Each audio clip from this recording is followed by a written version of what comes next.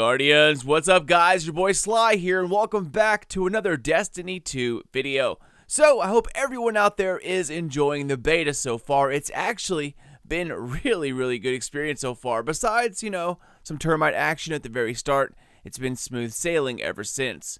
Still don't know how I feel about that Warlock jump though. It starts off strong, but at the apex or the crest of the jump, it gets just so damn floaty. I'm hoping that maybe the other skill tree will take care of that somewhat, so that way, when you aim, you will just completely fall. But in any case, this video here, I want to go over the full subclass of the Sentinel Titan. Up until about a week ago, it was a complete mystery, so I'm willing to bet that it was still edited and being finalized up until that point.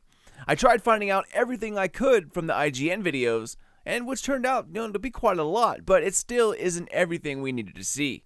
And to be honest, the Sentinel was one of the subclasses I was really most excited for. Turns out, guys, it does not disappoint. It is extremely fun. The super is also pretty powerful, and once you know how to use it and throw the shield correctly, it can be an orb-making machine while still providing the Ward of Dawn when needed. However, with that said, in my personal opinion, guys, the supers feel a bit lackluster in Destiny 2. I mean, they turn the damage way down in D2. I mean, way down. And even Dawnblade Warlock can't even kill a Major or a yellow bar Cabal without using almost its entire super. Or if you want to wait and get a bunch of ads, sometimes you'll hit two directly in the face, and they'll both walk away from it with like a sliver of health left. And since you have to throw your sword pretty quickly in order to keep those enemies grouped together, you end up running out pretty fast. So all in all, each of the new supers are awesome to play with, and I'd say the Arc Strider and Sentinel are the most powerful so far. But even then, they could all use a boost in damage, especially the Dawnblade. Keeping it out for, let's say, one, maybe two more sword throws and kicking the damage up a notch. So you can at least take down a yellow bar enemy and a few ads with one super. I really don't think that's too much to ask. In any case, I will have a full beta review and packet full of the good, the bad, the critiques, and the changes I would like to see before the release of September 6th. But first, let's take a look at that Sentinel Titan. Alright, so diving into the subclass, we're going to start off with grenades, guys. Now, we've already determined that the Sentinel will have Magnetic, Void Wall, and Disruptor, so that's no big deal. Now, in Destiny 2, though, sticking with the whole less damage theme, I thought Magnetic grenades would peace out because, they're powerful double blast. But the double explosion is still there, as you can see, and it's also still pretty powerful, but only to about one or two enemies. It seems that grenades in D2 are somewhat powerful, but only to a couple enemies. After that, they lose their potency. Very rarely do you see you take out more than two enemies, with one single grenade. Most of the time, it's just one, maybe even none. Maybe it just gets like two or three down to like a sliver of health.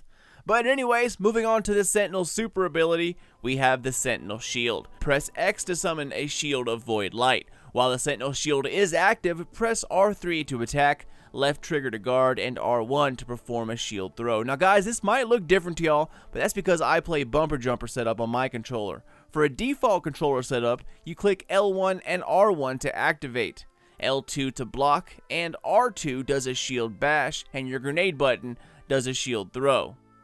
Moving on to class abilities, we have Barricades, of course, and they stay the same throughout all of the subclasses. The top one is Towering Barricade, and then the one at the bottom is Rally Barricade, which simply reloads your weapons automatically when you take cover. Moving on to jumps, we have High Lift, which is akin to increased height. After that, Strafe Lift, which is pretty much the D2 version of increased control, and by the way, it is still the best jump in my opinion. And the final jump here is Catapult Lift, which is, of course, Catapult. Jumping in Destiny 2 still pretty damn fast on the Titan. However, Titan skating has been cut down a bit. Now, it's still completely possible, but you only get 2 bursts of speed instead of 3, so it does limit it somewhat. Now, as you'll see in my Striker video a little later on, Shoulder Charge this time around can only be used when you have a charged melee. Otherwise, it will not activate at all. It's just a simple, T-Rex arm melee. But when your melee is fully charged, Shoulder Charge does not go away. You can see in this clip that I can run around forever and ever. Shoulder Charge is ready to go whenever I need it, as long as I'm running. Even when you use it for jumping, it's still there waiting to be used, and it goes away when you strike an enemy only. So it is still a great mobility perk as well. Alright, so moving on to skill trees. For the Warlocks, we have things called attunements. The Titans have skill trees called codexes, if you remember from Destiny 1. Here they are called codes. And on top skill tree, we have Code of the Protector. Starting at the top, Turn the Tide. Your overshield from defensive strike lasts longer and increases melee damage and reload speed. Next, Rallying Force. Melee kills restore health for you and nearby allies, and after that is Defensive Strike. Kill an enemy with this melee ability to create an overshield around you and nearby allies. So instead of Force Barrier only proccing for you, it can in turn be given to your entire team if they are close by, along with added health if you kill an enemy with it. So that's pretty awesome, man. And finally, the last note here is Ward of Dawn. When super energy is full, press and hold both L1 and R1, which are the bumpers, to create a shield to protect you and your allies. Now remember, I've seen tons of people popping nothing but bubbles when in fact they were actually trying to use their Sentinel shield. A quick tap of the bumpers, L1 and R1, activates your Sentinel shield, but if you long press those same buttons instead of a quick tap, you'll drop a bubble instead of spawning a shield. So be careful, don't panic, otherwise you might mess up your super. In Destiny 2, supers are meant to be more methodical when they're used, not simply a panic button. Of course they still can be, but actually using your super and taking your time while you use it. Don't be scared that it's going to run out. Take your time, and instead of swiping everywhere, just panicking, trying to get as many kills as possible, go in there, with a plan. No, I'm going to kill this guy, kill that guy, swipe, throw the shield here. If you do that, you'd be surprised how many more enemies you can kill. It really does go a long way if you slow things down a bit. Alright, and moving on to the bottom skill tree, Code of the Aggressor. We have something I'm really looking forward to here, guys, and that is Shield Bash. After sprinting for a short time, use this melee ability to unleash a devastating shield bash that disorients enemies. So, confirmed, the Sentinel Titan is getting a Disruptor shoulder charge-like ability. I cannot wait to see that. Moving on here, Superior Arsenal. Grenade kills recharge your grenade energy, and then in the trenches. Kills while surrounded by enemies reduce the cooldown of your super. And finally, our last note here is Second Shield. Gain an additional shield throw charge while Sentinel shield is active. If you remember back when I did the IGN breakdown video, I talked about the fact that you can only throw one shield, and perhaps that we could spec for a second shield, or maybe there's an exotic that grants you perhaps a faster recharge rate so you can get it back, or simply just gives you an extra one. Well, wish granted, here is a second shield. Now, like I said earlier, in Destiny 1, we used to be able to tweak around armor, agility, and recovery of our Guardians within the subclass menu.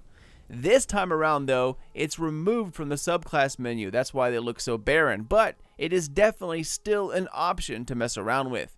In an earlier video, I showed y'all that we now have resilience, mobility, and recovery instead of our usual stats, and in fact, it has changed from the Dre and E3 builds that we've seen in other videos. At first, it was armor, agility, recovery.